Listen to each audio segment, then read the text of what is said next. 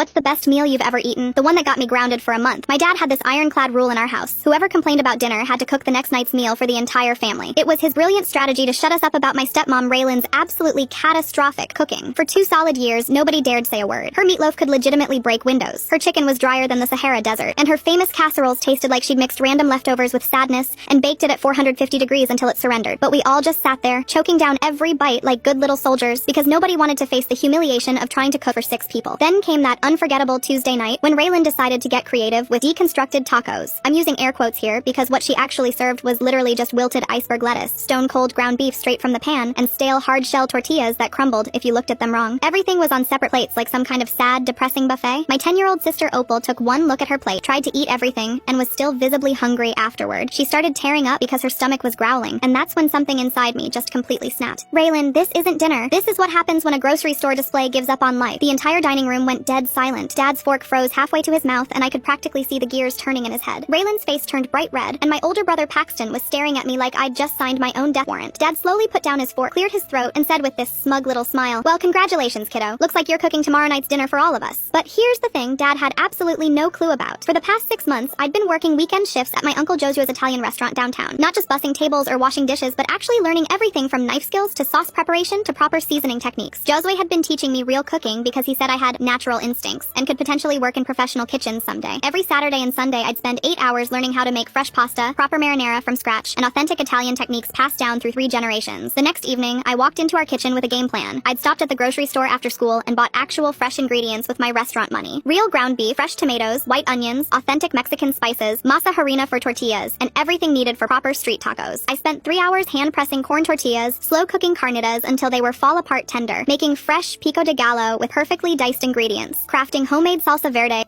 tomatillos, and even quick pickling red onions for that authentic acidic bite. The entire house started smelling absolutely incredible. Dad kept wandering into the kitchen asking when dinner would be ready, and even Raylan was peeking around corners trying to see what I was doing. When I finally served dinner, it looked like something straight out of a food magazine. Warm, soft tortillas wrapped around perfectly seasoned meat, topped with fresh herbs, accompanied by 3 different salsas and Mexican street corn with cotija cheese and chili powder. Raylan took her first bite and immediately went completely quiet. Dad had 3 full servings and kept making these little satisfied sounds. Opal hugged me tight and whispered, "These taste better than any restaurant tacos I've ever had." Paxton looked absolutely stunned and said, "Dude, where did you learn to cook like this?" That's when Dad realized he'd made a huge tactical error. If I could cook restaurant quality food, everyone in the family would start expecting that level of quality. No more accepting Raylan's disasters. No more pretending burnt casseroles were edible. His authority was completely undermined. So he grounded me for an entire month for showing off and disrupting household dynamics. But here's the beautiful irony. Every single Sunday after that incident, guess who became the official family chef for weekend dinners?